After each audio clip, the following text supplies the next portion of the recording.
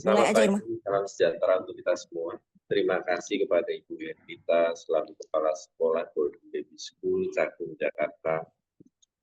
Kami aturkan terima kasih kepada Bapak Ibu, guru Golden Baby School dan para staf serta karyawan dari Sekolah Golden Baby School. Terima kasih juga kepada para orang tua murid dan wali murid yang telah berkenan hadir di hari ini. Kami juga mengaturkan terima kasih kepada Bapak Hasan Basri yang dengan keahlian dan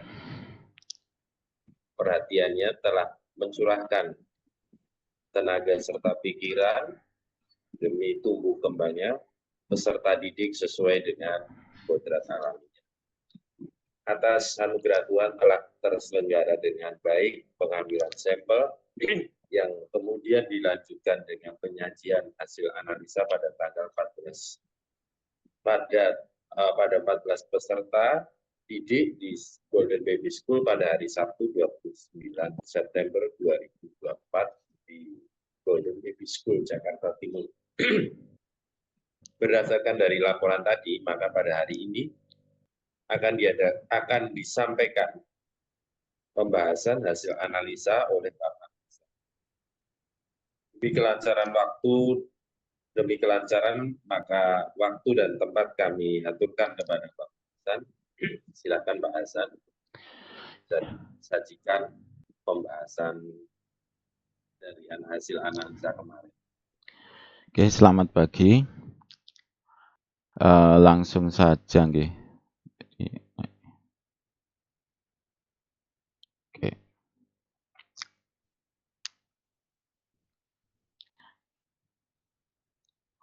Oke, pembahasan hasil analisa.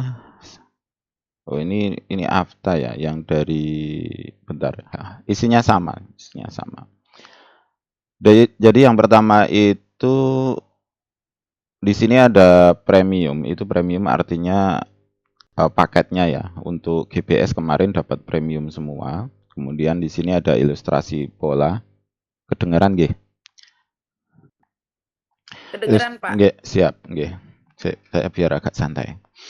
Ilustrasi pola. Kemudian di sini ada ini bukan pola sebenarnya, ini hanya ilustrasinya saja. Jadi bentuknya itu kita bagi menjadi 11 pola. Untuk saat ini ada 11 pola dari A sampai K gitu nggih.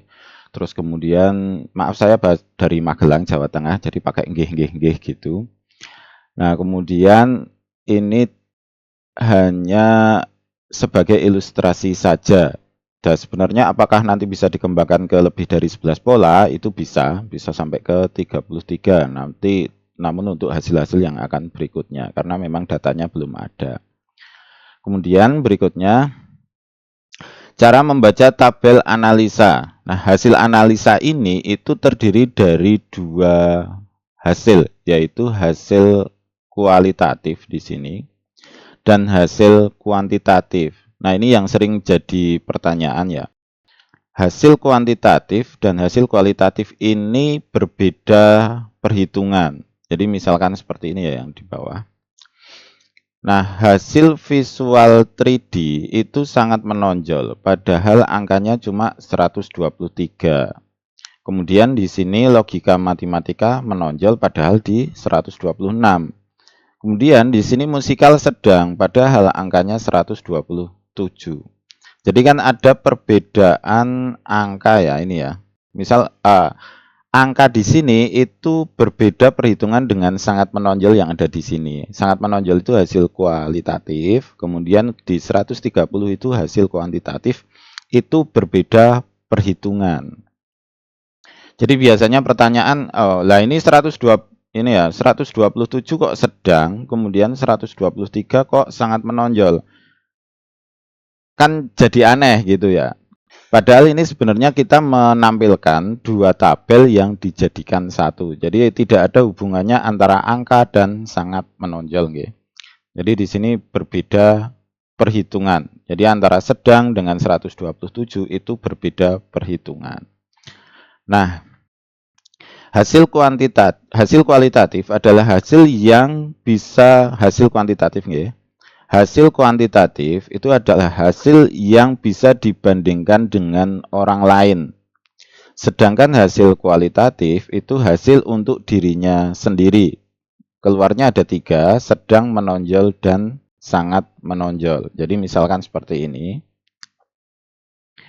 Musikalnya itu saya sedang. Sebenarnya saya sedang. Tapi kalau dibandingkan dengan orang lain, itu angkanya di 127. Kayak rankingnya lah gitu.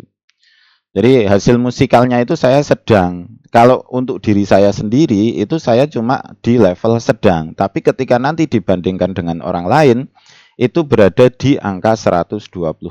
Nah, angka di sini yang bisa digunakan untuk membandingkan dengan orang lain. Jadi hasil saya berapa? 100. Hasil teman berapa? 120. Nah, itu bisa digunakan untuk membandingkan. Nah, kalau ini sangat menonjol, sedang, kemudian menonjol, ini tidak bisa dibandingkan, tidak bisa digunakan untuk membandingkan orang lain. Misalkan ya, di sini naturalis, itu saya menonjol. Kemudian teman itu sedang. Jadi orang lain itu sedang. Saya menonjol, orang lain sedang. Apakah tinggian saya daripada teman? Enggak juga, karena lihatnya itu dari angka 118 ini. Jadi angka di sini itu adalah angka untuk membandingkan dengan orang lain. Kira-kira seperti itu untuk cara pembacanya. Kemudian ada sebuah kemungkinan di mana hasil kualitatif menonjol namun angka kuantitatif rendah. Ini yang kita bahas tadi, nggih. Kemudian hal ini menunjukkan bahwa Anda mempunyai bakat di bidang tersebut namun kurang didukung oleh kecepatan otak yang Anda miliki.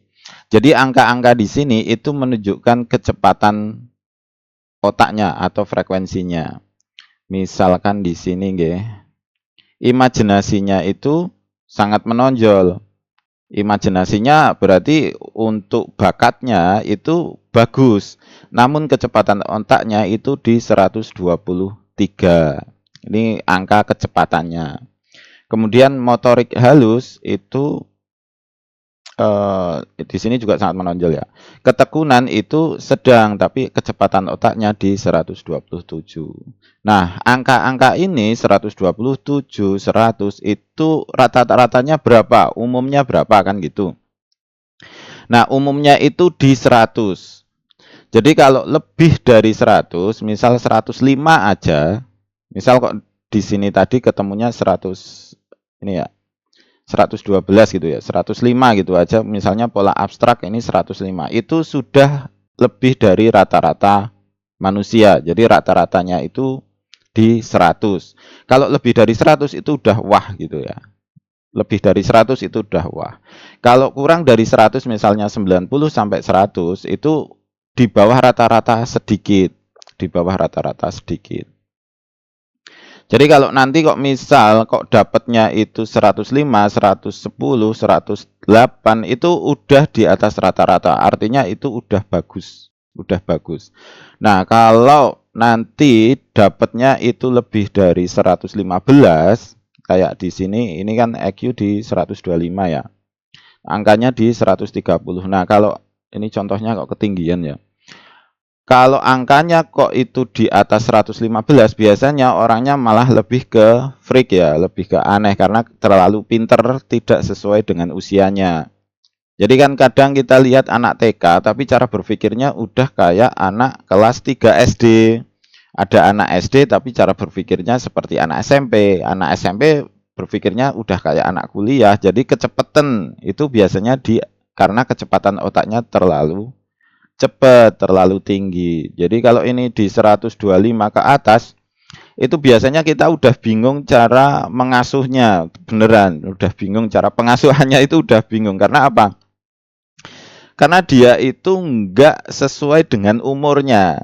Kalau anak TK itu kan senengnya mobil-mobilan, seneng main, seneng. Tapi dia udah nggak mau main. Terus apa itu harusnya kan SD itu lari-lari ke sana kemari lari-lari gitu. Dia udah enggak. Kemudian kalau biasanya anak SD itu kan kalau ada hujan seneng ya. Oh, hujan, kita hujan-hujan. Dia enggak. Kenapa? Karena cara berpikirnya udah beda. Yang lain hujan-hujanan, dia enggak sendiri. Dia udah bisa mikir. Nanti kalau hujan-hujanan, aku masuk angin, terus nanti ya besok padahal ada acara. Nah, itu kepinteran, anaknya kepinteran.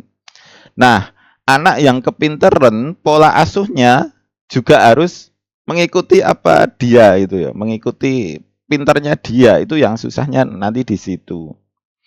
Jadi kalau masih di angka 100 sampai 115 itu masih bisa normal ya. Jadi nanti masih bisa normal. Pola asuhnya itu masih normal-normal aja. Tapi kalau udah biasanya udah lebih dari 115 sampai 130 itu sudah agak berbeda pola asuhnya. Jadi kita harus mengikuti cara berpikirnya. Orang tua nggak bisa memberikan tekanan. Kamu harus itu biasanya agak kesulitan.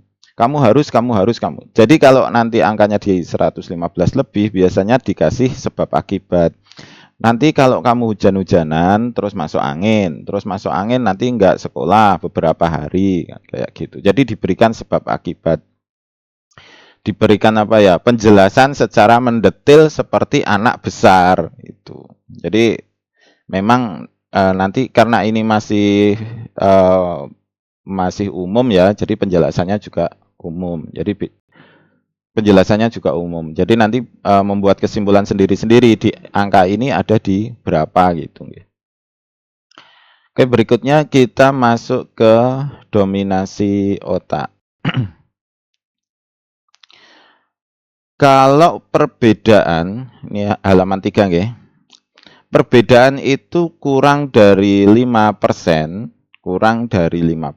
itu dianggap sebagai normal. Jadi kalau perbedaan di sini kurang dari 5% biasanya normal.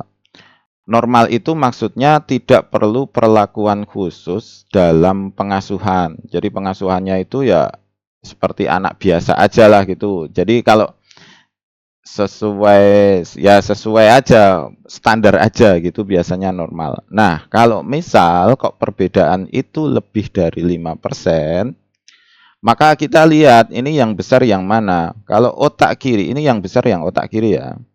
Otak kiri lebih besar daripada otak kanan, artinya dia ke introvert. Gampangannya gitu ya, bukan introvert beneran. Namun biasanya kalau otak kiri lebih dominan, itu biasanya introvert. Orang otak kiri dominan, ini ya, dominan otak kiri, itu biasanya akademisnya nggak ada masalah. Jadi akademisnya nggak ada masalah. Matematika nggak ada masalah. TK sudah bisa baca. Terus intinya dia matematik apa itu perhitungan lancar, logikanya lancar, membedakan warna semuanya lancar untuk akademis lancar. Nah, yang nggak lancar di mana? Di sosial. Ketemu orang takut, terus apa itu? Misal ada keramaian dia pusing. Saya pernah dapat kasus ini, otak kiri dominan itu kalau ketemu banyak orang, disentuh aja itu kepalanya disentuh kayak gini. Itu panas kok. Jadi sentuh aja ini, kalau kita mau lihat anak kita itu stres atau enggak itu gampang kok. Cuma kita sentuh aja ini apa itu dahinya itu kita sentuh seperti ini. Itu otomatis panas. Kalau dia terus berada di keramaian, disentuh dahinya itu panas, itu berarti dia biasanya di otak kiri kalau di keramaian. Karena dia berpikir keras itu apa ya nggak nyaman lah, intinya dia nggak nyaman di keramaian, itu biasanya otak kiri dominan atau biasa kita kenal dengan introvert gitu ya. Padahal bukan introvert yang sebenarnya. Namun ciri-cirinya hampir sama dengan introvert agar lebih mudah cara kita mengingatnya ya. Kalau otak kiri dominan biasanya introvert. Nah, kebalikannya sekarang.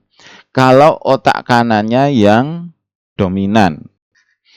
Kalau otak kanan dominan itu berarti sosialnya tidak ada masalah, ketemu orang dia pinter, ketemu orang langsung cakap, langsung ngobrol, langsung kenal, langsung apa ya, akrab gitu. Biasanya otak kanan dominan. Nah, kebalikannya, akademisnya yang bermasalah.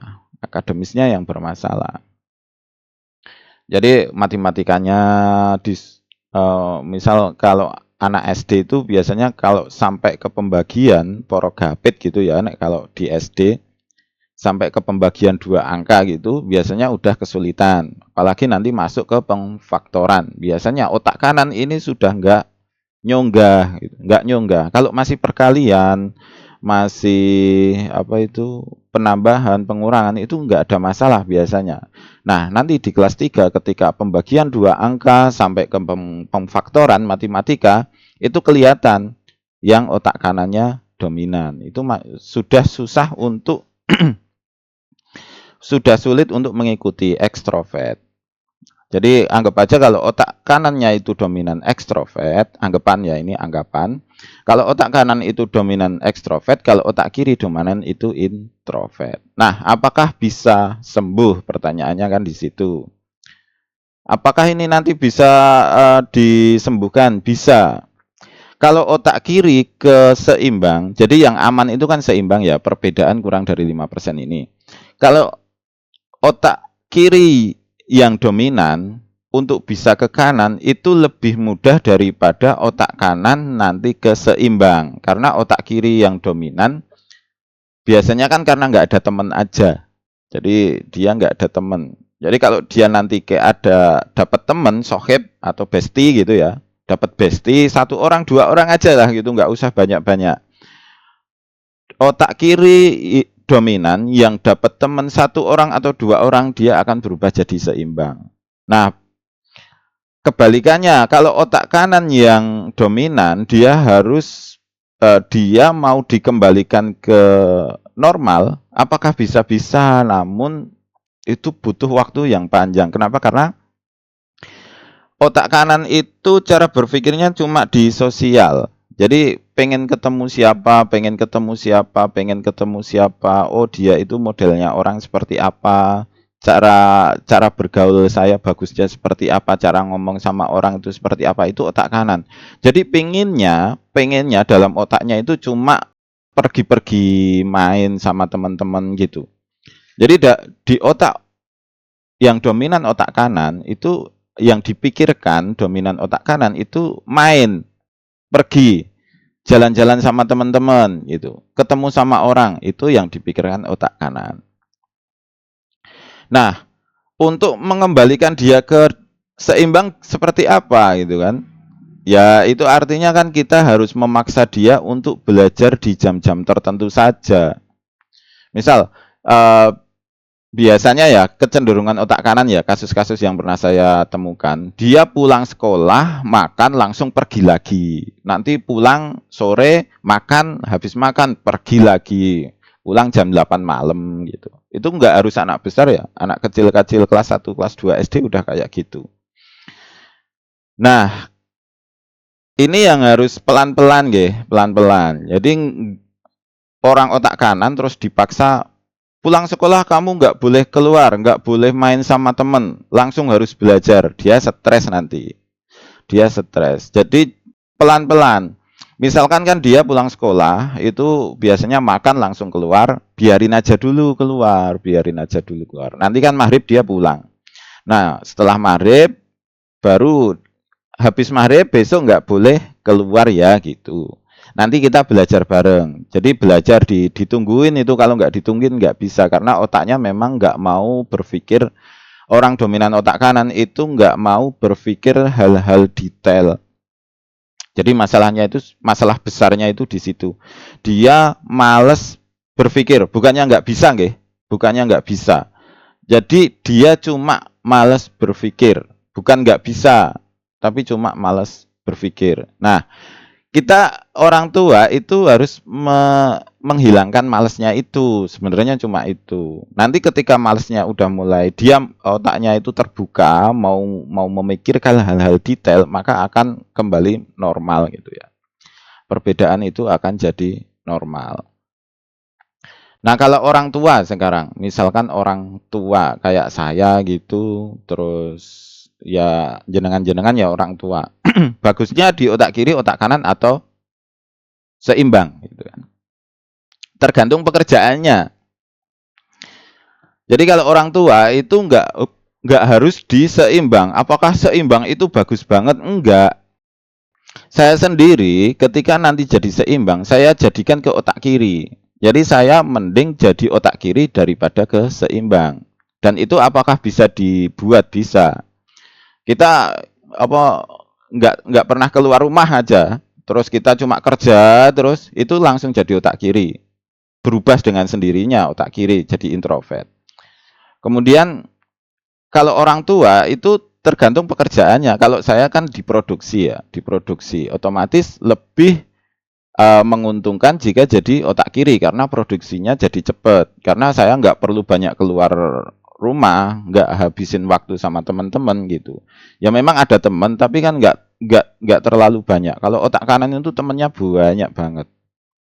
Nah, ketika bekerja sebagai marketing, sebagai salesman, atau sebagai penjual, atau sebagai ya intinya di reseller, seller ya gitu, itu lebih bagus di otak kanan. Kalau otak kiri suruh jual ya bingung karena dia nggak pernah keluar rumah, ya di kamar aja gitu otak kiri. Kalau otak kiri suruh jualan ya nggak bisa karena otak kiri itu di produksi. Kalau otak kanan itu di penjualan. Jadi kalau misalkan kok pengen menjual sesuatu atau jadi marketing, public figure itu ya mending di otak kanan gitu.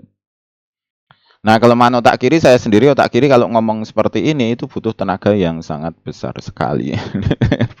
Besar banget sampai. Akhirnya ini akan menghabiskan tenaga karena memang tidak didesain untuk ke sana gitu. Jadi kalau otak kanan suruh ngomong itu biasanya ngomong dari pagi sampai sore pun dia nggak ada masalah.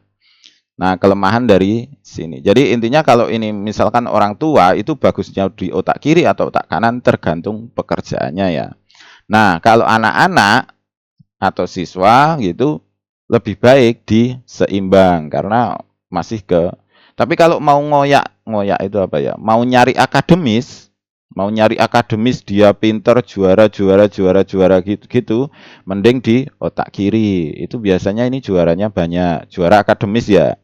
Kalau otak kanan berarti juara public figure, pidato, terus debat itu biasanya butuh di otak kanan. Kalau debat masih ke otak seimbang ya, karena dia berpikir ngomong dan berpikir internnya itu butuh keseimbangan. Kira-kira seperti itu untuk dominasi otak. Kita lanjut di AQ dan EQ. Ini udah saya singgung tadi. Jadi kalau AQ-nya itu 100, itu artinya normal. Kalau 115 lebih, itu sudah mulai agak freak ya, agak aneh. Kalau lebih dari 130, itu biasanya sudah sulit. Pengasuhannya itu yang agak sulit. Pengasuhannya memang kita harus berpikir. Kita nungguin dia ngomong aja itu susah memahami cara berpikir dia ya. Jadi dia ngomong itu.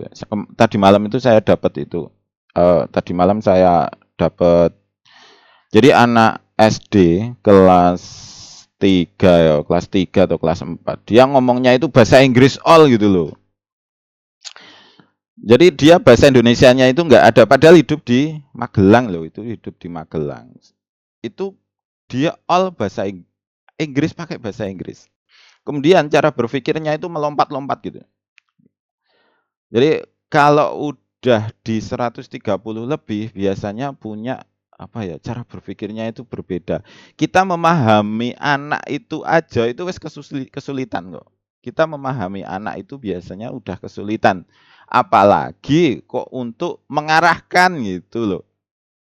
Kita memahami aja udah sulit. Terus kemudian orang tua itu kan memahami dan mengarahkan ya. Mengarahkannya apalagi gitu. Namun untungnya biasanya kalau anaknya IQ-nya 130, orang tuanya juga IQ-nya sekitar segitu. Jadi ini kan turunan ya, ini kan turunan. Jadi kalau bapaknya pinter biasanya juga anaknya ikut pinter seperti itu. Jadi aman-aman aja sebenarnya kalau yang memahami itu orang tuanya. Namun kalau kita serahkan ke guru, misal anaknya itu di IQ 140, kemudian gurunya di IQ-nya 105. Itu akan kesulitan banget untuk memahami. Ya, seperti itu. EQ juga hampir sama ya. AQ itu kecepatan di bidang akademis, kemudian EQ itu kecepatan di bidang sosial. Jadi kalau ini kan akademisnya di 126, untuk emosinya atau sosialnya di 112. Jadi angka akademisnya lebih tinggi. Gampangannya kayak gitu nggih, mudahnya biar mudah dipahami. Terus kemudian kita masuk ke kecerdasan majemuk. Nah, di sini seperti tadi ya, sangat menonjol di 123, namun di sini 127 kok sedang itu. Kemudian kita bahas satu-satu. Interpersonal itu kemampuan untuk mengatur diri sendiri. Kemampuan untuk mengatur diri sendiri. Misalnya saya harus bangun jam 8, bangun jam 3 pagi gitu. Saya harus nanti malam saya tidur kemudian bangun jam 3 pagi. Nah, kalau interpersonalnya bagus, dia akan bangun beneran jam 3 pagi. Kalau interpersonalnya nggak kurang, sedang gitu, saya harus bangun jam 3 pagi gitu. Ya, bangunnya jam 5 tetap seperti biasanya. Jadi kemampuan untuk mengontrol dirinya sendiri. Biasanya orang-orang yang bisa orang-orang ini di sosial itu punya orang yang punya interpersonal sangat menonjol seperti ini biasanya di sosial itu kelihatan lebih apa ya, elegan gitu. Karena dia bisa mengontrol dirinya sendiri. Jadi tidak gampang ikut-ikutan. Jadi temannya ke sana, dia ikut ke sana, temannya ke sini, dia ikut ke sini. Nah, itu interpersonalnya biasanya sedang. Kalau interpersonalnya bagus, dia punya pendirian, pendiriannya lebih lebih kuat gitu. Kemudian musikal. Musikal itu bukan berarti dia bisa langsung musik ya. Musikal itu termasuk di skill. Ini hasil berikutnya kita akan pisah-pisah antara bakat dan skill. Jadi karena ini akan jadi bingung cara menerangkannya. Musikal itu yang seperti apa gitu ya. Jadi bakat musik itu paling tidak dia bisa memahami nada do re mi gitu kan, terus misalkan karaoke gitu ya, karaoke.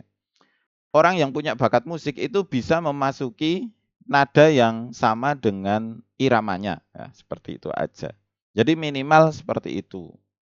Jadi karena ini skill, otomatis butuh latihan ya. Jadi tiba-tiba saya langsung bisa nyanyi gitu, enggak. Jadi memang harus latihan karena itu bentuknya skill bukan bakat. Kemudian intrapersonal adalah kemampuan untuk memahami orang lain atau sekitarnya. Biasanya empatinya lebih besar. Jadi orang yang punya intrapersonal itu empatinya lebih besar.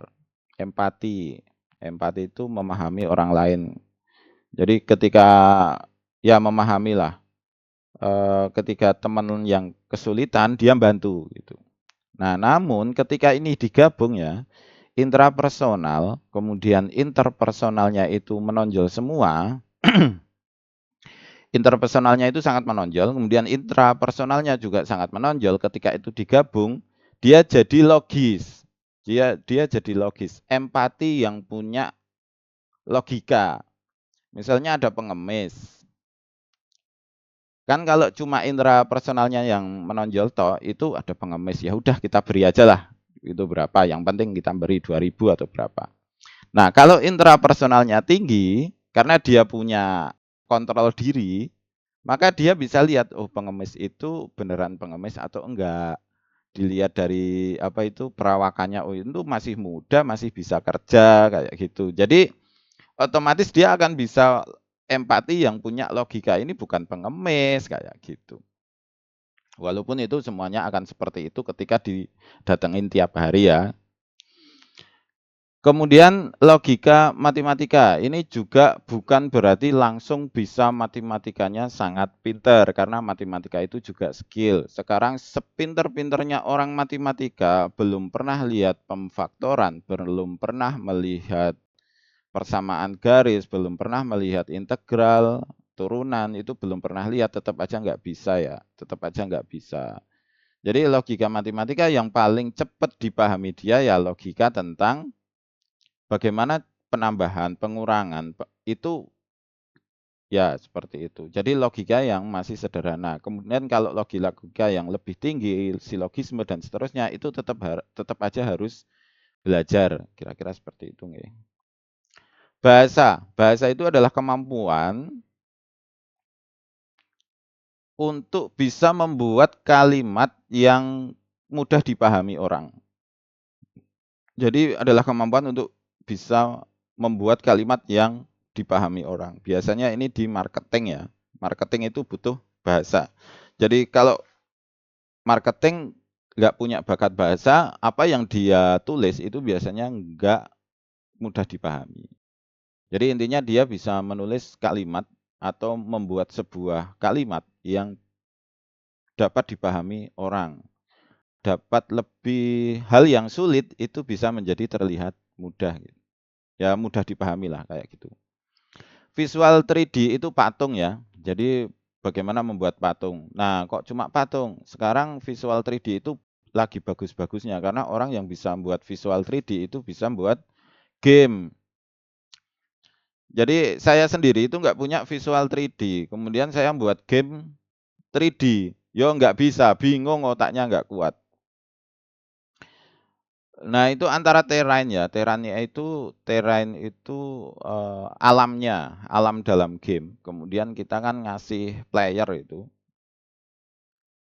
Nah, kalau kita nggak punya 3D, itu kita menempatkannya itu bingung loh, karena itu tiga dimensi. Kita menempatkannya bingung dan benar-benar bingung. Itu terrainnya di sini saya menempatkan playernya itu di atas gini. Jadi dia bergerak di atas terrain itu. Jadi nggak sinkron. Jadi karena nggak punya visual 3D. Nah ini kalau misalkan kok nanti dapatnya yang punya visual 3D sangat menonjol seperti ini, itu arahkan aja ke programmer ya, programmer game. Karena memang bagus nanti ke sana. Peluang besarnya itu besar banget untuk visual 3D untuk saat ini ya, untuk saat ini. Untuk saat ini sampai 10 tahun mendatang. Logika matematika ada, visual 3D ada, itu bagus banget. Natural itu nanam-nanam. Biasanya pinter dalam penanaman. Nah, menanam pohon gitu. Nah, apakah naturalis ketinggalan zaman? Enggak juga. Enggak juga. Karena akhirnya naturalis ini mungkin di 30 tahun mendatang itu kita akan kekurangan pangan ya, kekurangan pangan. Kita akan membuat pangan yang sintetis. Ini saya udah nyoba juga di belakang itu kan ada apa itu tanaman tapi ditanam di dalam rumah itu. Apakah bisa menghasilkan buah itu tak coba beneran itu di belakang itu. Jadi tanamannya saya kasih lampu gitu. Apakah bisa hidup? Hidup juga itu saya nanamnya dari kecil sampai mau buah. Karena saya nggak punya bakat naturalis, yaitu nanamnya ya setengah mati gitu aja. Yang penting hidup. Gitu. Body kinestetis adalah ini dibutuhkan olahragawan ya. Jadi body kinestetik, ototnya lebih kuat, lebih seimbang, lebih kuat. Kemudian visual 2D itu painting atau lukisan. Jadi panjang kali lebar gitu. Kalau 3D kan panjang, lebar, tinggi. Visual 2D, dua dimensi. Ini 3 dimensi. Berikutnya kita di kemampuan alami.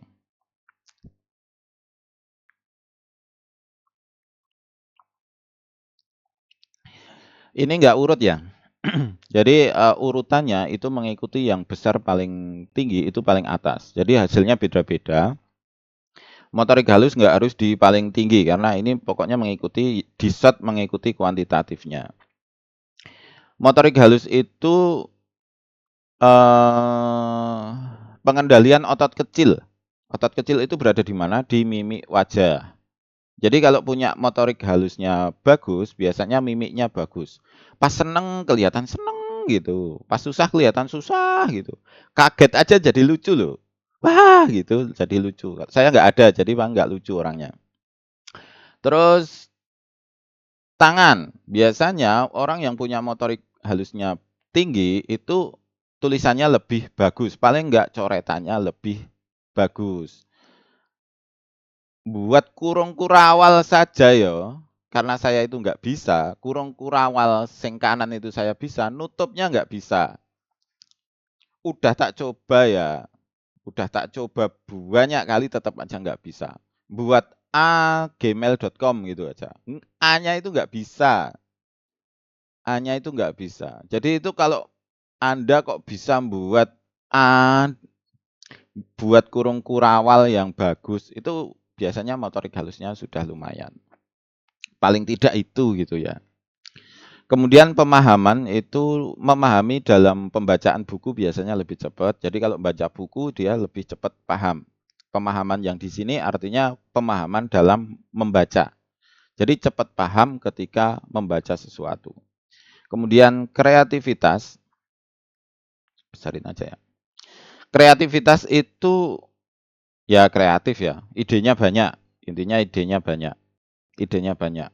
Kelemahan dari orang yang punya kreativitas itu apa? Idenya terlalu banyak. Jadi ide ini belum selesai, udah ke ide yang lain. Ide yang lain ini belum selesai, udah ke ide lain. Akhirnya dalam 1 tahun nggak ada produk yang jadi karena cuma sekedar ide dan produknya setengah jadi semua banyak banget. Ini antisipasi ya, antisipasi. Karena saya sendiri punya kreativitas, jadi sampai barang-barang di sini terlalu banyak itu karena sebenarnya kreativitas aja. Ide ini belum selesai, udah ke sana lagi, udah ke sana lagi, udah ke sana lagi. Nah ya, seperti itu. Jadi barang belum jadi itu harusnya tak kemarin gini ya gitu. Ya, dinikmati aja. Kepemimpinan biasanya punya bahkan dalam memimpin itu gini aja ya. Orang yang nggak punya bakat kepemimpinan itu ketika memberi perintah, membuat perintah itu aja, itu takut loh. Tenan. Beneran. Orang yang nggak punya kepemimpinan itu mau merintah aja, membuat perintah ke anak buahnya lah kayak gitu, aja takut. Itu takut. Jadi intinya ya ditakut atau tidak dalam membuat perintah itu aja paling gampang gitu. Psikologi, ini bakat untuk memahami orang lain, biasanya dibutuhkan kemampuan untuk bisa memahami orang lain. Ketekunan, itu dia mampu untuk melakukan sesuatu yang terus-menerus. Atau dia punya, apa ya, biasanya dibutuhkan di PNS kayak gitu loh. Pegawai negeri, guru, itu butuh ketekunan. Jadi nggak lompat-lompat, melakukan sesuatu yang fokus ke situ. Gitu. Bukan yang itu terus-menerus, tapi dia lebih fokus ke satu hal dan nggak pindah-pindah. Itu ketekunan. Ini dibutuhkan untuk searching ya, riset, orang peneliti, kemudian guru, dosen, pegawai, kayak gitu. Itu dibutuhkan di sini ketekunan. Penalaran itu sesuatu nalar ya. Nalar itu logika, lebih ke logika.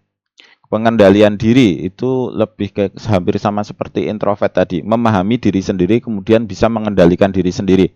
Ini pinter misalnya kita sedang jengkelan sama orang itu ya, marahan sama orang. Kemudian orang yang punya pengendalian diri itu bisa mengendalikan diri tanpa harus kalap. Kan ada ya orang yang misal contohnya gini aja. Orang yang bisa marah beberapa jam gitu aja. Jadi orang marah-marah, orang yang bisa nyeneni wong ya apa ya? Memarahi orang namun nggak sampai kalap. Itu orang yang punya pengendalian diri. Karena orang yang jengkel itu kalap itu langsung mukul atau dia nggak punya pengendalian diri.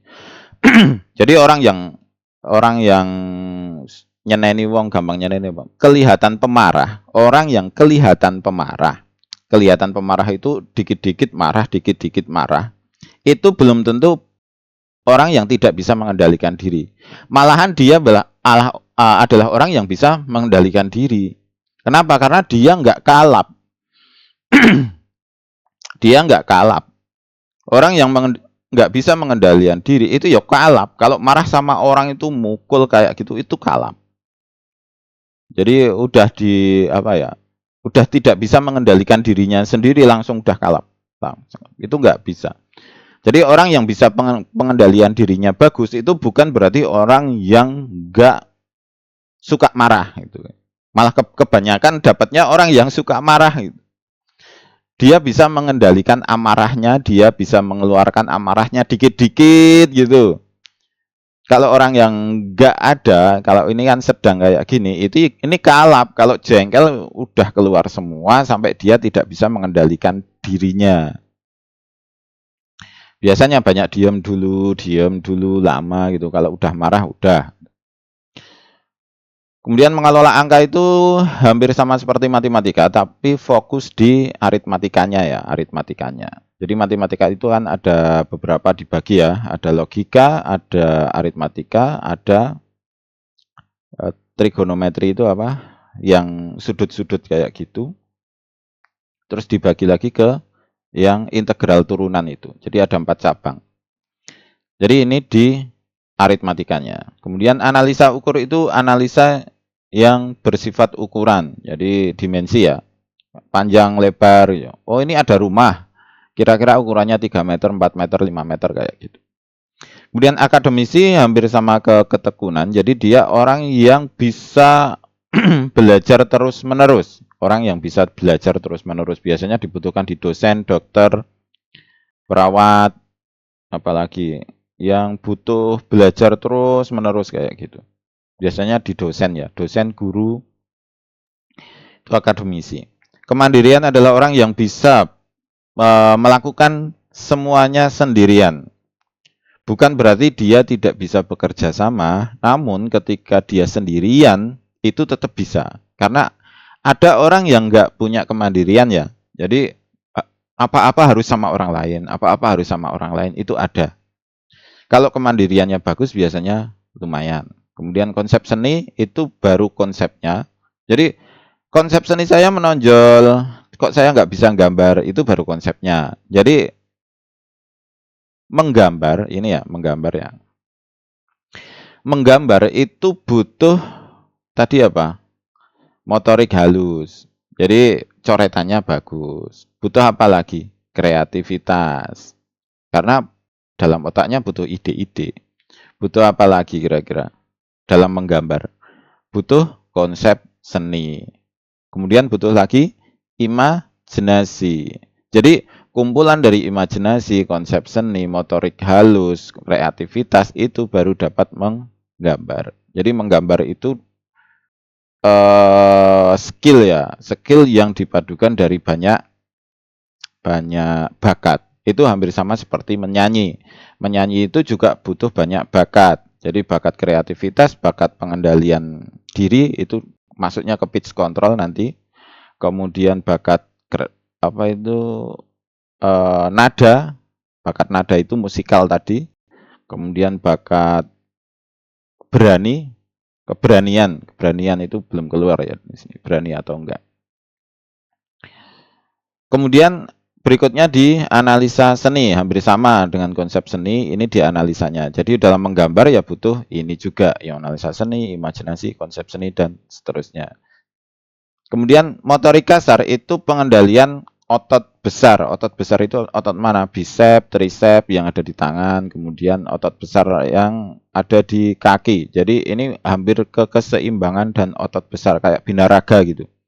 Jadi yang dikembangkan di binaraga itu otot besar. Jadi kalau mau ke tentara, polisi, ke binaragawan, ke olahragawan biasanya dibutuhkan ini motorik kasarnya. Kalau motorik kasarnya sedang, mending ya dicoba dulu, nggak masalah. Apakah nanti bisa dikembangkan? Bisa. Namun kalau nggak ada bakat ke sini biasanya cepat lelah. Karena orang yang punya motorik kasar biasanya itu energinya juga besar. Jadi nggak gampang kesel.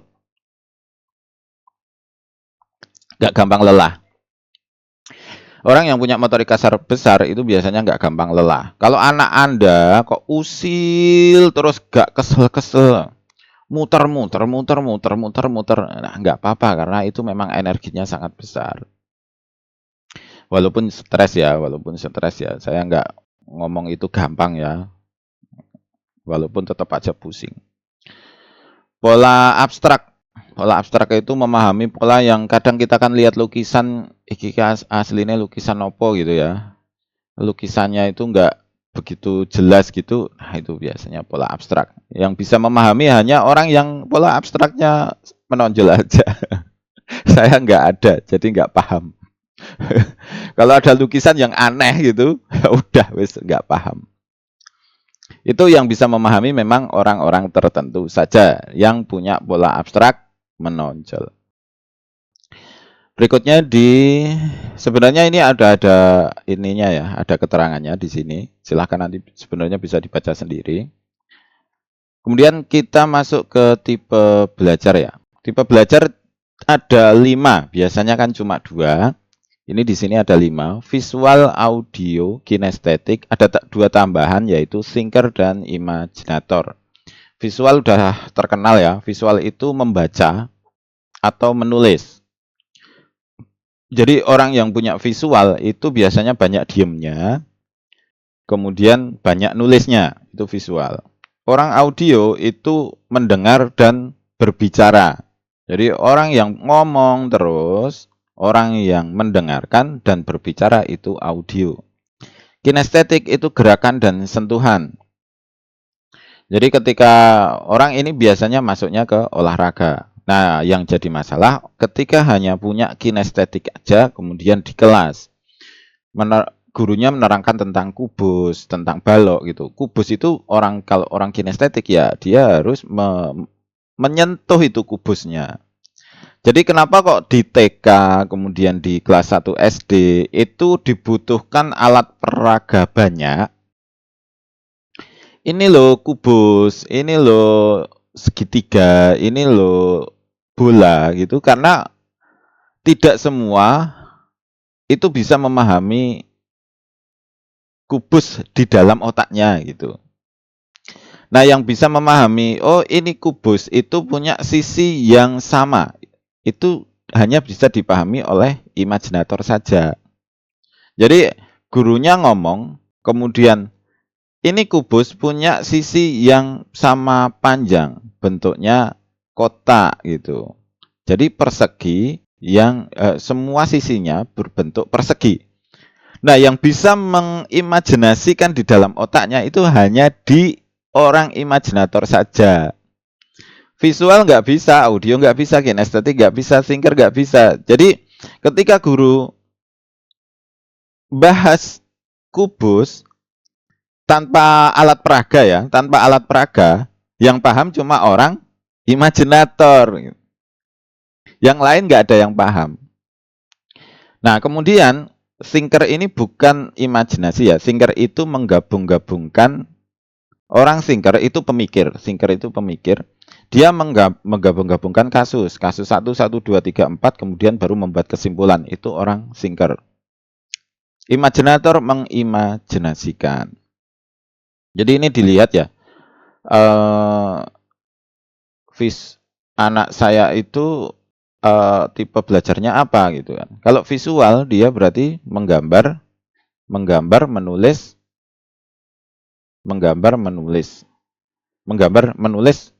membaca. Itu visual. Audio caranya gimana? Diajak ngobrol. Jadi orang audio itu malas nulis. Tulisannya dikit, cuma ringkesan, kecil-kecil, itu biasanya orang audio. Tapi kalau dia diajak ngobrol, dia cepat paham. Nah, cara belajarnya orang audio itu ketika membaca itu dibesarkan suaranya. Jadi kan kalau orang visual itu membaca bisa dalam hati. Apabila hasil sedang semua atau nah, ini orang visual, jadi bisa baca dalam hati, dia akan paham. Orang audio ketika belajar itu harus dibesarin suaranya. Apabila hasil sedang semua atau menonjol semua, nah ini orang audio. Anda adalah tipe normal. Jadi orang audio kalau belajar mending sama suaranya keluar. Karena apa? Pahamnya itu dari suaranya itu masuk ke telinga. Jadi kalau masuk ke telinga dia akan paham dengan sendirinya. Orang kinestetik kalau belajar caranya gimana? Caranya harus dihabisin dulu itu tenaganya, setengahnya. Jadi kalau dia mau lari, biarin aja dulu 10 menit. Setelah itu baru dia kan udah agak lelah, baru kita belajari. Dan orang kinestetik lebih baik belajar sama orang lain. Orang kinestetik aja ya, orang kinestetik aja itu lebih baik diajari. Jadi kalau dia dibiarin sendiri, belajar sendiri, biasanya untuk awal-awal TK, SD kelas kurang dari kelas 4 biasanya agak kesulitan. Padahal itu masa-masa krusial karena nanti kalau misalkan di matematika kok kelas 4 SD belum bisa perkalian akan jadi sangat fatal hasilnya. Jadi kalau nanti nemu kinestetik gitu ya, kinestetik lebih baik dibimbelkan atau cari guru privat, dan biarkan kalau lari biarkan aja dulu, setelah itu baru belajar. Nanti energinya kan udah mau tambah lagi, energinya besar, biarin aja lari-lari lagi gitu. Jadi belajar 20 menit, lari-lari lagi ke sana kemari 10 menit baru belajar lagi. Kenapa? Karena energi ototnya itu besar, kinestetik itu. Jadi nggak bisa diem. Jadi memang kesulitan sekali kalau semua tipe belajar ini sedang yang menonjol cuma kinestetik saja. Itu agak kesulitan dalam belajar di awal-awal saja, nggih. Di awal-awal saja. Di TK kelas 4 kurang. Tapi itu masa krusial dan orang tua lebih baik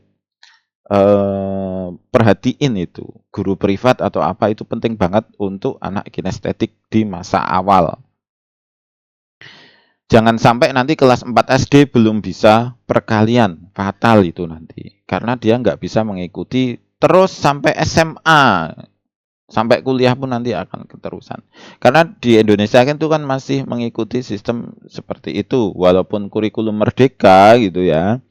Tapi kalau kelas 6 kok nggak bisa perkalian, tetap aja nanti bermasalah itu. Kalau orang thinker itu cara belajarnya seperti apa? Kita kasih satu kalimat. Orang thinker itu kalau belajar kita kasih satu kalimat dan biarkan dia berpikir. Kasih satu kalimat, kemudian biarkan dia berpikir. Biasanya domblong mikir gitu. Kalau kita ngomong terus, orang thinker itu kan mikir ya. Kalau kita ngomong terus, orang thinker bingung. Kenapa? Karena dia memikirkan kalimat yang satu, kalimat pertama, belum selesai mikir, udah ditambahin kalimat kedua. Jadi dia akan bingung. Itu orang thinker bingung. Jadi ada orang yang ketika ngomong, dibilangin ngomong terus, dia malah bingung. Ya itu orang thinker. Jadi dia memahami kalimat, setelah paham baru ditambah lagi kalimat lagi, setelah paham baru ditambah lagi kalimat lagi, setelah paham. Hasilnya kesimpulannya akan lebih bagus daripada orang yang lain, daripada tipe belajar yang lain. Cuma orang thinker itu memang biasanya nggak bisa ngomong. Orang thinker itu kurang bisa ngomong. Jadi mengkomunikasikan apa yang ada di pikirannya itu susah banget. Hampir sama seperti imajinator. Kalau imajinator dia butuh satu kalimat kemudian diimajinasikan. Satu kalimat diimajinasikan, satu kalimat diimajinasikan. Nah, kalau orang imajinator itu gampangannya gini, dia bisa menyelesaikan matematika tanpa tulisan itu loh. Jadi ada proses soal ya, ada soal matematika yang lumayan 3 tahap gitu. 3 tahap, dia bisa menyelesaikan itu tanpa harus nyoret-nyoret. Kenapa? Karena bisa menyimpan, oh ini tahap 1 hasilnya segini, tahap 2 hasilnya segini, tahap 3 berarti tahap 1 dikalikan tahap 2 kayak gitu. Itu imajinator. Berikutnya kita masuk ke jurusan SMA. Ini jelas ya, IPA, IPS, Bahasa, dan Agama. Oh, apakah ada ya jurusan agama? Ada. Jurusan agama itu ada di MAN ya, di Madrasah Aliyah itu biasanya ada jurusan agama. Biasanya kalau di SMA cuma 3 ya, IPA, IPS, dan Bahasa. Tapi kalau di MAN, Madrasah Aliyah, biasanya ada agama atau sekolahan-sekolahan yang agama. Kayak apa itu? Lupa namanya kalau di sini itu. Itu juga ada jurusan agama. Berikutnya di personal learning style atau PLS. Di sini ini hasilnya beda-beda, dibuat beda-beda nggih. Jadi cenderung berpikir otak kiri, kemudian di sini udah ada tulisannya, lumayan detail. Kamu berencana detail lebih suka. Nah, ini tulisan ini beda-beda ya, tiap orang beda-beda. Walaupun ada yang hampir sama, namun dibuat sedemikian rupa hasilnya beda-beda. Nah, ini cara belajarnya visual tech, kreativitas, mikro, kinestetik. Nah, penjelasannya seperti apa di sini ya? Di sini ada. Mungkin tanpa belajar pun kamu bisa mengikuti materi. Nah, ini juga tulisan ini beda-beda nanti, namun hal ini kadang membuat kamu jadi sembrono. Jadi udah sama teknisnya. Cara belajar sampai ke teknisnya itu PLS. Kemudian kelebihannya di mana? Detail, teliti, cepat paham, banyak keahlian, penuh energi. Kemudian kelemahannya responnya lambat, kurang bisa memahami tujuan, jaim, jaga image, mudah bosan, sangat usil. Nah, seperti ini. Ada kelemahan dan kelebihannya saat belajar ya. Memang di sini personal learning style, artinya cara belajar personal. Jadi hanya kamu saja gitu. Personal, karena personal. Kayak semuanya kan sekarang pakai personal ya. Personal TV kan gitu. Walaupun personal TV udah kalah sama TikTok ya, sama snack video. Kemudian motivasi. Motivasi itu motif atau apa yang dia inginkan. Kalau afektif, orang afektif itu perasaan. Maksudnya apa? Yang diinginkan itu pengakuan. Jadi dia nggak butuh hadiah. Afektif itu perasaan atau pengakuan. Jadi butuhnya cuma dipuji. Oh, adik pinter ya. Itu aja dia udah cukup. Nggak perlu harus diberi hadiah barang gitu ya. Orang afektif, jadi kalau misalkan Anda leader atau pemimpin perusahaan atau pemimpin apalah kayak gitu, lihat ini dari 4 ini cenderung kemana anak buahnya. Kalau anak-anak itu ya berarti afektif, kalau di kelas ya di kelas. Kalau afektif itu ya berarti dia cuma butuh pujian. Oh, pinter, gitu aja di kelas. Misalkan siapa yang bisa soal ini? Terus dia bisa jawab. Orang afektif itu cukup diberi tepuk tangan aja. Oh, pinter. Nama kamu siapa? Nah, kayak gitu. Itu udah cukup. Tidak perlu hadiah. Nah, orang kognitif itu orang yang logis. Jadi kalau paling gampang contohnya itu pakai yang tidur tadi ya. Jadi misal ya, anak Anda tidur, kemudian suruh bangun, mau diajak ke pasar gitu. Nah, ayo bangun, ibu mau ke pasar. Orang afektif karena dia perasaan, dia, nah ayo tidur, mandi, terus ke pasar. Karena dia tipe perasaan, tipe nggak enakan, otomatis dia akan bangun, mandi, terus ikut ke pasar. Nggak ada masalah, karena yang penting dia dijaga aja cara ngomongnya. Jadi orang afektif itu dijaga cara ngomongnya. Kalau dibentak, dia langsung bad mood.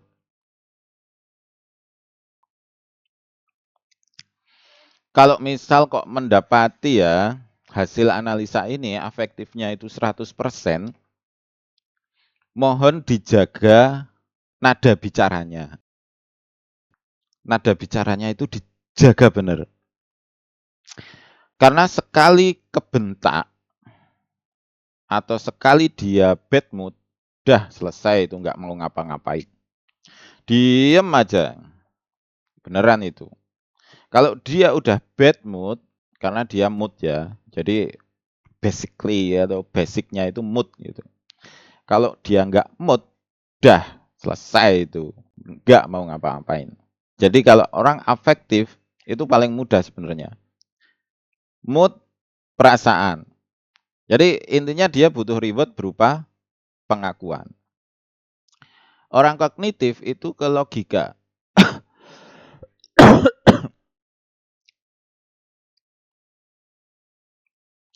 Jadi dia butuh penjelasan. Nak, ayo mandi terus ke pasar.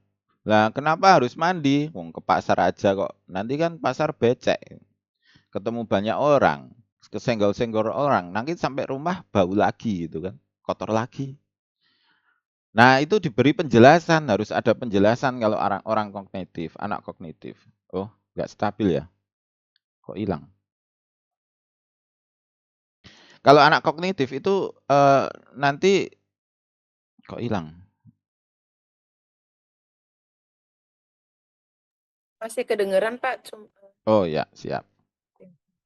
Nah, orang kognitif itu, nah ayo mandi, terus kita ke pasar. Nah, kenapa harus mandi gitu? Padahal kita ketemu banyak orang, nanti pulang kotor lagi. Kita harus kasih penjelasan kalau anaknya kognitif. Kognitifnya besar gitu ya, lebih dari 30% ini udah besar banget. Kita harus kasih sebab dan akibat atau alasan gitu. Masalahnya nanti kita ketemu teman ibu gitu. Kalau kamu kotor nanti ibunya malu gitu. Nanti aku malu kalau kamu kotor. Nah, kasih penjelasan yang jelas. Nah, orang kritis hampir sama seperti orang kognitif. Orang kritis itu intinya diajak ngobrol sampai dia puas ngomongnya. Jadi diajak ngobrol sampai dia puas, udah selesai orang kritis. Orang reflektif itu butuh hadiah. Jadi, nah ayo mandi terus kita ke pasar, nanti saya belikan jajan. Nah, harus kayak gitu. Orang reflektif. Jadi kalau Anda ngasuh anak, pengasuhan atau Anda itu apa itu namanya? Jadi guru atau jadi leader, itu lihat aja ini motivasinya karena ini berguna banget. Orang afektif itu nggak perlu gaji yang besar. Orang kognitif itu yang penting logika. Jadi berikan dia logika. Pekerjaan ini kalau nanti sampai gagal itu masalahnya konsekuensinya seperti ini dan ini. Kemudian kalau kritis, ini yang paling susah karena cuma banyak ngobrolnya aja. Biasanya orang kritis biarin aja jadi marketing. Cuma dia kalau diberi perintah cuma ikut feedbacknya itu terlalu banyak. Orang reflektif paling gampang karena dia butuh hadiah saja. Kalau hadiahnya besar apapun akan dia lakukan. Itu orang reflektif. Berikutnya kita ke sifat ya. Mudah beradaptasi jelas ya. Agak cepat aja ini terlalu panjang nanti. Mudah beradaptasi jelas, bisa mengendalikan sistem otonom tubuh itu, oh saya udah mau masuk angin gitu ya. Saya udah mau masuk angin. Oh, tahu lah. Oh, ini saya harusnya udah kerokan, harus minum vitamin. Paling mudahnya seperti itu. Pemikiran yang unik itu pemikiran yang tidak biasa. Pemimpin, manajer, pengatur, paham ya. Penulis jelas, pandai bicara, pidato jelas. Persuasif itu kalau ngomong dia bisa diikuti orang lain. Persuasif itu jelas ya, persuasif. Jadi dia kalau berbicara itu bisa membuat opini orang lain itu sesuai dengan opininya. Biasanya di marketing, butuh di marketing. Pandangan spiritual itu kadang memiliki pandangan ketuhanan sendiri. Jadi orang yang punya pandangan spiritual itu bukan berarti dia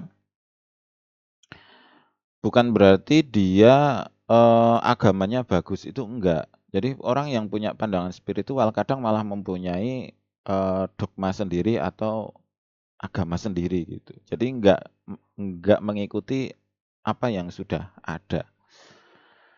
Pengalaman saya kok malah ke sana gitu loh. Kemudian suka belajar hal khusus, maksudnya bahasa Sanskerta, bahasa kuno atau sesuatu yang tidak umum atau tidak lazim.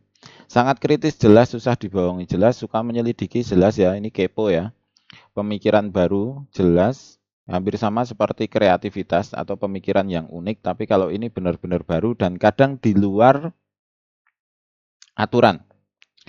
Fanatik jelas, orasi itu pidato ketika mau perang kayak gitu, orasi yang berapi-api, ekspresi keindahan, arsitek ya, hampir sama seperti arsitek, mempunyai usaha tetap itu maksudnya biasanya punya warung, punya apa, punya usaha yang menghasilkan uang secara terus-menerus, tapi walaupun dikit. bisa besar, bisa sedikit gitu ya, bebas. Tapi biasanya punya usaha tetap baik di rumah ataupun dimanapun. Merasa kesepian jelas respon yang unik itu gini. Respon itu benar-benar dia membuatnya sendiri. Jadi kalau biasanya ya orang itu kan dia ditanya, yuk makan gitu ya. Kalau orang umum, ya silakan gitu. Dia punya respon sendiri, diem gitu. Padahal sebenarnya responnya itu sama, iya silahkan gitu. Tapi dia punya respon sendiri gitu. Hanya dia yang tahu tentang responnya itu. Kalau anak Anda punya respon yang beda dengan orang lain, biasanya di sini respon yang unik. Dan itu umum sebenarnya ya, umum. Ternyata itu umum. Punya respon yang hanya dia sendiri yang paham tentang respon itu.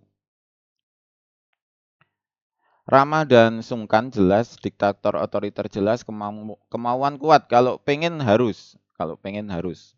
Perfeksionis jelas, pencuriga. Pencuriga hampir sama dengan suka menyelidiki, tapi kalau pencuriga itu hampir sama, curigaan lah. Curigaan nggak perlu dijelaskan ya. Sangat berhati-hati jelas, berpikir praktis. Berpikir praktis itu tidak suka proses. Tidak suka proses, hampir seperti pragmatis. Berpikir praktis sama pragmatis ini sama ya, cuma levelnya beda. Levelnya beda. Kalau berpikir praktis itu level 1, kalau pragmatis itu level 2-nya. Berpikir praktis tidak suka proses, Jadi pengen sesuatu cepat,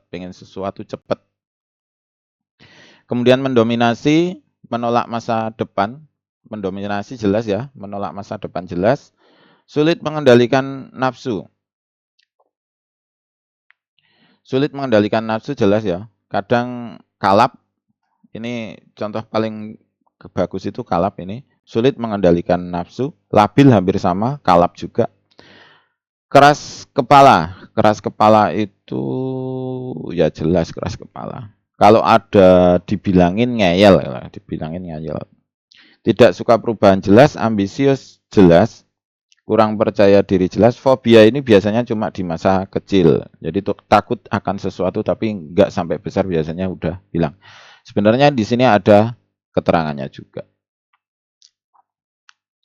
Kemudian karakter dan pola hidup itu beda-beda, isinya beda-beda. Jadi ini silahkan dibaca sendiri-sendiri. Memang isinya beda-beda. Kemudian berikutnya kemampuan super. Kemampuan ini itu nggak harus ada. Biasanya kemampuan super itu juga dibarengi dengan kelemahan super. Biasanya yang saya terangin itu. Kalau misalkan jenius gitu ya, biasanya pemalasnya minta ampun. Orang kreatif biasanya juga pemalas. Kemudian jago matematika meremehkan orang lain. Ketemu orang lain kayak ada tuh orang yang ketemu orang itu ngeremehin banget gitu loh, ada juga. Jadi pandangannya itu ngeremehin orang lain. Jadi setiap kemampuan super itu punya kelemahan super juga, biasanya seperti itu. Dan tidak harus ada. Kemudian level unik. Biasanya kalau ini ya, ini kategorinya ini baru ya. Jadi kalau 0 sampai 100 itu cenderung bertingkah laku seperti orang pada umumnya, jadi nggak ada masalah. 11 sampai 20 itu memiliki beberapa ciri khusus, namun masih bisa seperti orang pada umumnya. Nah, yang bermasalah itu antara 21 sampai 30. Kalau ini udah mulai agak butuh perhatian ya. Kalau di kelas ya, ini paling gampang, indikator paling gampang itu gini. Oh, anak ini level uniknya berapa? Kalau masih kurang dari 20 itu masih aman. Kalau lebih dari 20 itu udah agak sedikit berbeda. Kalau 31 sampai 40 itu yang berbeda 2 hal. Nah, kalau 40 itu yang berbeda 3 hal. Ini yang butuh sangat perhatian lebih itu di 40 ini. Kalau lebih ini dari sini sampai sini, ini bisa hidup normal. Di kelas juga normal. Tapi kalau ini di kelas sudah enggak kelihatan berbeda dari teman-temannya. Kalau lebih dari 40. Ini sudah terlihat berbeda dari teman-temannya.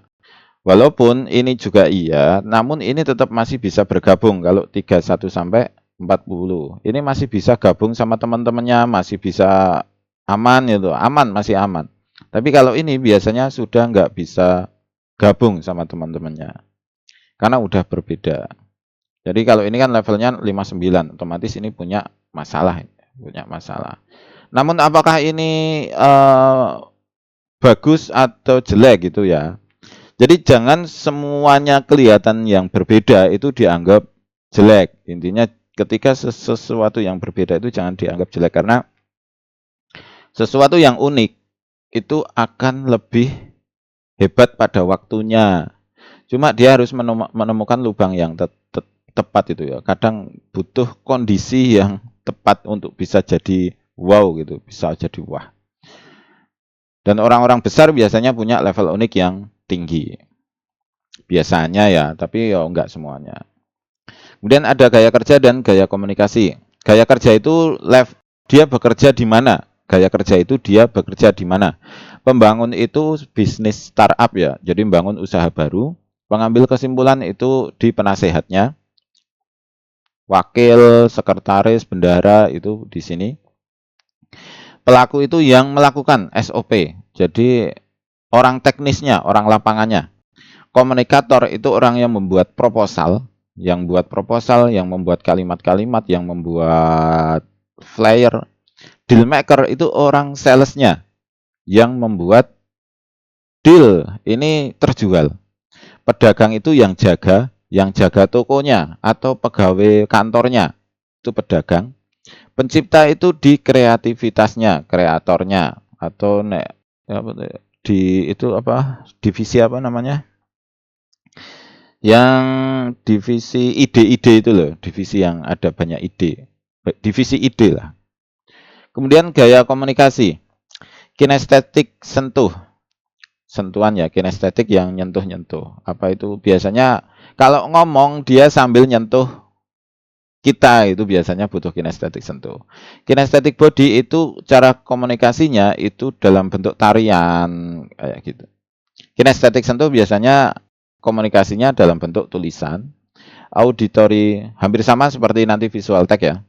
Tapi ini bentuk lukisan, tulisan, bentuk lukisan. Kinestetik sentuh itu nanti cara mengkomunikasikan idenya itu dalam bentuk lukisan. Kinestetik body cara mengkomunikasikan ide dalam bentuk gerakan, bisa tari, berarti senam atau apapun. Itu intinya bentuk gerakan. Auditory musik cara berkomunikasinya dengan nada-nada atau nyanyian. Auditory bahasa cara berkomunikasinya dengan kalimat, tulisan, kalimat dengan kalimat. Kalimat yang pendek dan bagus. Visual gambar cara komunikasinya dalam bentuk lukisan. Jadi kalau punya kinestetik sentuh dan visual gambar biasanya lukisannya bagus. Visual tag itu cara komunikasinya dalam bentuk tulisan.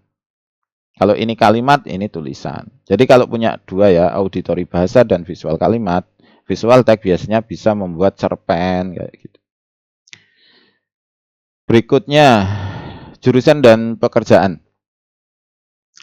Ini sebenarnya, nah gini aja.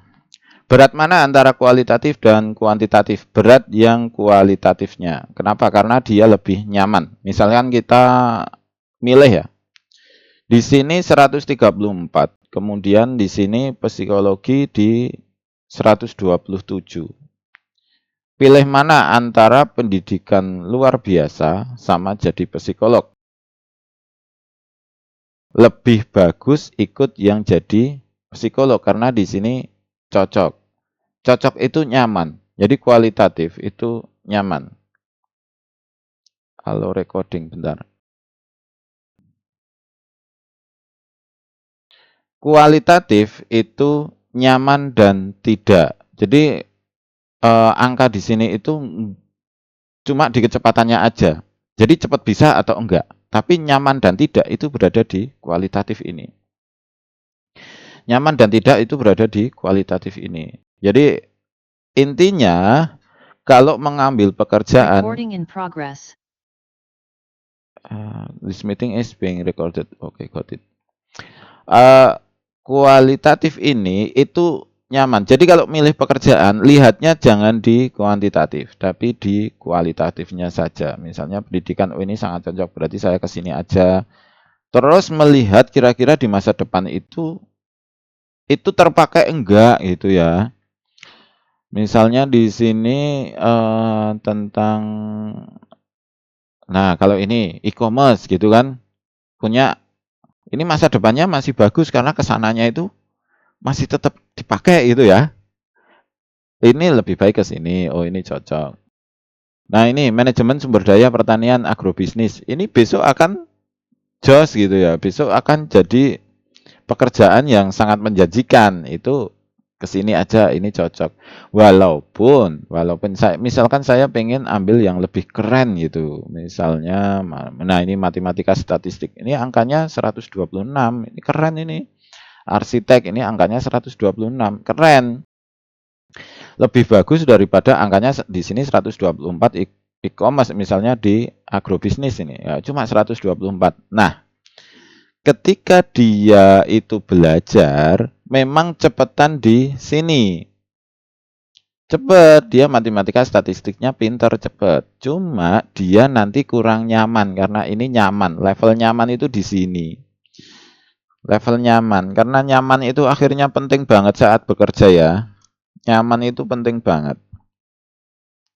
Kalau nyaman dia itu nggak mikir waktu. Dia dia dia belajar itu ya nyaman karena nyaman ya nggak mikir waktu. Pagi-pagi habis bangun ya langsung belajar tentang itu. Dia ngalamunnya juga ngalamun itu. Dia mau pergi tidur aja di tempat tidur mikirnya juga itu namanya nyaman. Nah, kenapa orang nyaman lebih akhirnya hasil akhirnya itu lebih bagus daripada orang yang di sini? Orang yang pinter di sini karena nyaman itu biasanya lebih bagus. Nyaman itu akhirnya lebih hasilnya itu lebih apa ya? Lebih karena waktu yang dihabiskan lebih banyak. Jadi intinya adalah mana kira-kira yang dipilih itu yang mana? Yang ambil yang cocok atau yang sangat cocok di sini. Kemudian angka ini itu hanya untuk melihat kira-kira saya mampu enggak di situ. Ini kan dua-dua dari 1000. Jadi maksudnya adalah ketika populasinya itu 1000, kamu bersaing dengan 22 orang. Jadi masih aman. Terus kemudian catatan ya, kelebihan dan kelemahan. Ini beda-beda ya. Ini hasilnya beda-beda. Silahkan nanti dibaca sendiri aja karena hasilnya beda-beda. Kira-kira seperti itu habis ya. Terima kasih. Oke, dilanjutkan. Saya kembalikan waktunya ke moderator. Ini saya tutup. Oh, masih sesi tanya jawab ya. Monggo, silahkan.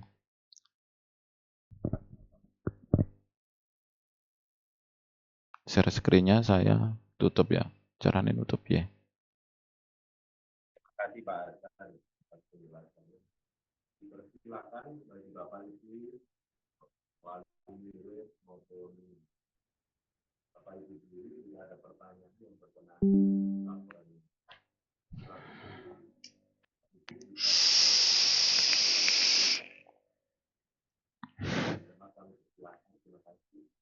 Suaranya kecil Pak Seno.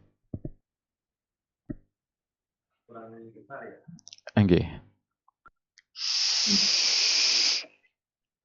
Terima kasih.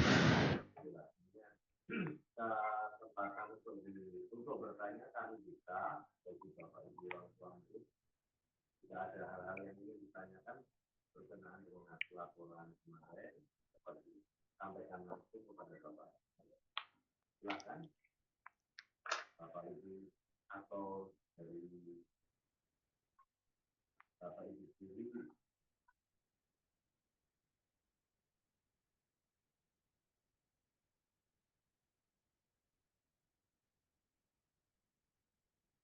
Barangkali ada yang bisa diperjelas dari hasil laporan dari peristiwa berkenaan dengan kecelakaan tadi hingga kemudian hari apa lebih mudah untuk memahami bagaimana kita belajar dan cara mengajar ini. Ada yang mau ditanyakan? Ya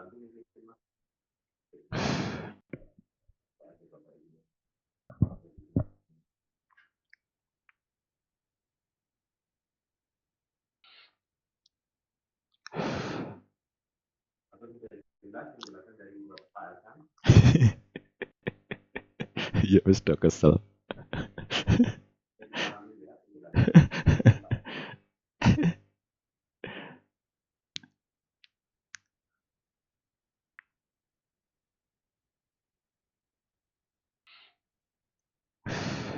Suara Pak Pandu agak kecil banget ya? Halo? Iya, Miss, nggak kedengeran, Miss. Pak Pandu suaranya bisa agak kenceng gitu, Pak. Nggak kedengeran, Pak.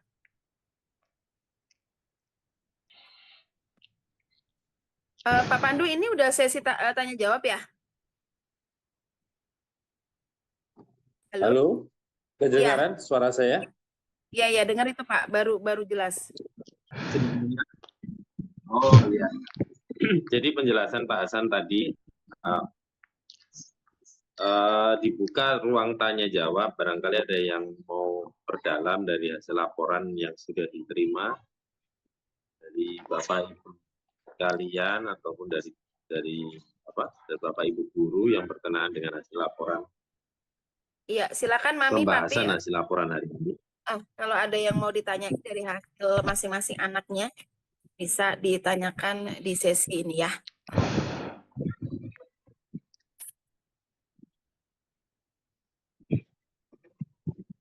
Ada pertanyaan nggak, Mami? Mungkin dari hasil anaknya ada yang mau dijelasin gitu sama Pak Hasan gitu ya, Mam. Iya. Supaya bisa ketemu pola asuh yang tepat di rumah. Masalahnya nanti itu Kalau ada personal. anak yang Kalau di-share hasilnya kan personal ya, jadi kan nggak enak toh. Enggak, kalau misalnya hasil sekian gitu. Masalahnya itu Iya, kan nanti dari penjelasan personalnya Pak tiap. Hasan tadi ada yang mau diperdalam, silakan Ibu Bapak. Iya, Kami Papi silakan. untuk bisa mengajukan pertanyaan kepada Pak Hasan.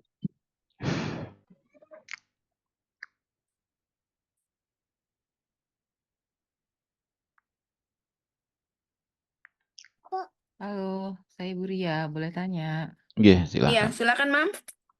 Iya, untuk mengatasi anak yang suka bosan tuh gimana ya pola asuhnya ya, pola belajarnya ya? Karena di nilai anak saya suka bosan dia orangnya. Oh, oke, baik. Silakan Pak Hasan bisa bantu dijelasin. Sampai saat ini tuh banyak kasus memang itu yang suka bosan dan kalau itu nggak di umur 30 tahun itu banyak beberapa kasus itu ada yang belum punya pekerjaan tetap gitu.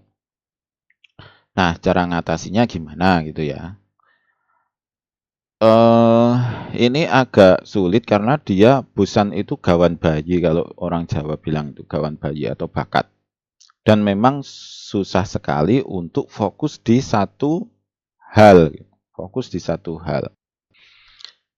Nah, caranya di pengawasan. Misalkan dia sedang fokus di A gitu ya, fokus di A. Kemudian dia belum selesai di A, udah pindah ke B. Belum selesai ke B, pindah ke C, belum selesai ke C, pindah ke D, dan seterusnya. Nah, kita sebagai orang tua itu mengawasi bahwa dia itu selalu fokus di A. Misalkan kita mau fokuskan di A gitu. A itu misalkan LKIP ya kayak gitu. Atau penelitian. Dia pindah ke OSN, dia pindah ke apa gitu, pindah ke bulu tangkis. Oh, pindah. Karena kita fokuskan ke A, kita perlu apa ya? Memastikan bahwa dia selalu di A. Misal gini. Fokus di A, kemudian pindah ke B. Kita biarin aja dulu. Namun setelah ke B harus balik lagi ke A. A kan bosan lagi, pindah ke C. Kita kembalikan dia ke A lagi. Jadi peran orang lain penting banget kalau untuk yang mudah bosan itu. Jadi paling enggak kita fokuskan bahwa dia akan selalu balik ke A lagi. Kira-kira seperti itu. Namun prakteknya ya susah banget ya. Prakteknya itu susah banget. Susah banget karena dia punya keahlian banyak.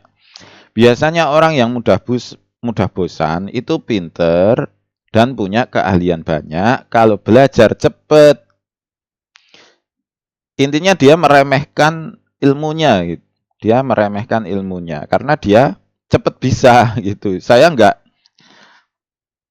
ya karena dia cepet pinter. Jadi dia sebenarnya bosen itu karena dia cepet pinter itu. Nah, masalahnya kan cuma dia nggak bisa fokus di satu hal itu.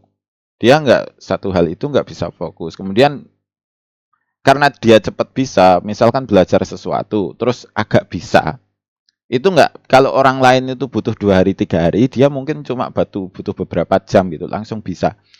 Karena merasa bisa, dia pindah gitu. Jadi berikan apa ya, agar dia bisa kembali lagi ke situ, berikan dia tantangan yang lebih susah aja. Prakteknya lumayan susah, Bu. Prakteknya itu lumayan susah. Prakteknya lumayan susah karena kita harus memastikan bahwa dia selalu kembali ke A lagi. A pindah ke B, biarin aja. Lalu kita sebagai penjaga ya, pengasuh, gimana caranya dia bisa balik lagi ke A lagi. A pindah ke C, gimana caranya bisa balik ke A lagi. A pindah ke D, gimana caranya bisa balik ke A lagi. Nah, intinya adalah dia harus bisa level expert di salah satu skill. Kalau dia suka nyanyi ya, misalkan dia suka nyanyi, misal pindah ke nari, pindah ke lukis, pindah ke akademis. Kita fokuskan di nyanyi misalkan ya. Kita fokuskan di nyanyi. Ya udah, nyanyi pindah ke lukis biarin aja dulu, kembalikan dia ke nyanyi. Nyanyi pindah ke tari, biarin aja dulu, balikkan lagi ke nyanyi. Jadi intinya dia harus bisa di salah satu skill gitu aja. Di level expertnya. Karena dia pinter. Biasanya orang yang mudah bosan pinter. Nyanyi baru belajar sehari udah bisa, merasa bisa pindah ke tari. Tari baru belajar sehari udah bisa langsung pindah ke lukis. Lukis merasa bisa pindah ke misalkan pahat. Pahat udah merasa bisa pindah lagi ke musik. Musik merasa bisa pindah lagi. Nah dia pindah terus. Akhirnya dia nggak ada yang cuma di sekedar bisa gitu. Jadi harus ada yang ada di level expert ya. Kira-kira seperti itu. Tapi prakteknya nggak gampang ya. Prakteknya nggak gampang. Karena dia bosennya itu nggak bisa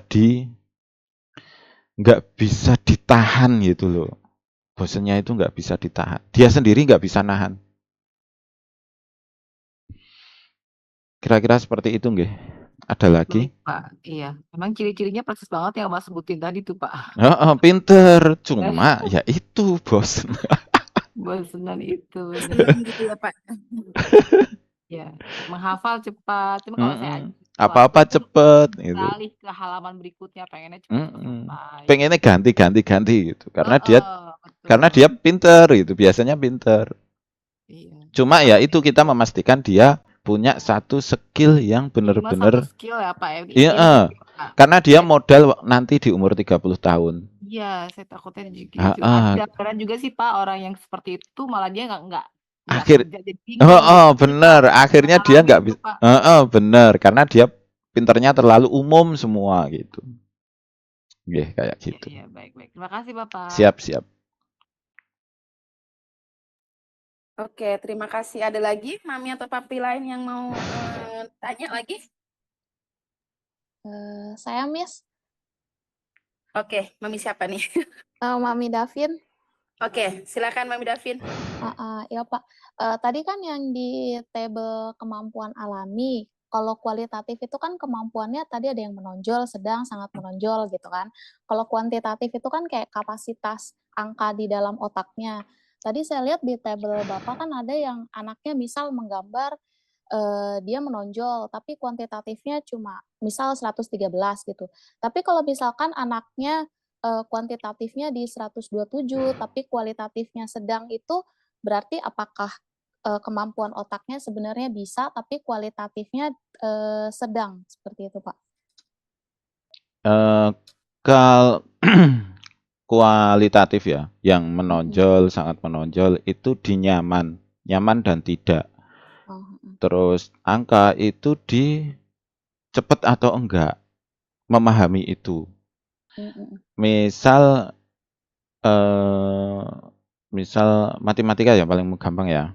Dia matematika angkanya 130, 140 lah biar ekstrim.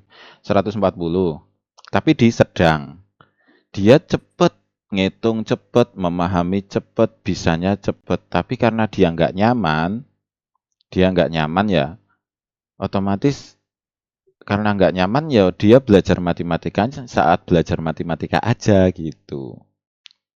Saat pelajaran matematika. Kalau nggak pelajaran matematika, biasanya dia juga nggak belajar matematika. Beda dengan misalkan menggambarnya sangat menonjol. Cuma angkanya di 105 misal. Dia memang kecepatan memahami gambarnya itu lebih lambat daripada matematika. Namun karena punya waktu luang dikit aja dia gambar. Punya sore gambar lagi. Pergi-pergi bawa kertas, bawa patlot, bawa apa itu pensil, gambar lagi. Akhirnya ya di akhirnya finalnya itu menggambar akan lebih bagus hasilnya. Hasil produknya menggambar itu lebih bagus daripada matematika. Padahal dia di angka 140. Prakteknya seperti itu. Jadi level bakat itu level kualitatif itu lebih penting daripada level angkanya. Karena angka itu cuma kecepatan memahaminya. Kalau menonjol sedang itu nyaman dan tidaknya. Kira-kira seperti itu. Jadi kalau mau dikembangkan ya, ini kan pertanyaannya sebenarnya mau dikembangkan kemana gitu. Itu lebih baik dikembangkan ke yang dia nyaman saja atau yang menonjol atau sangat menonjol seperti itu. Jadi mending daripada di angkanya karena dia hanya cepat bisa namun tidak nyaman, Kira-kira seperti itu. Oke, Pak, terima kasih. Siap. Ya. Oke, terima kasih Mami Davin. Ada lagi Mami atau Papi yang lain mau tanyain?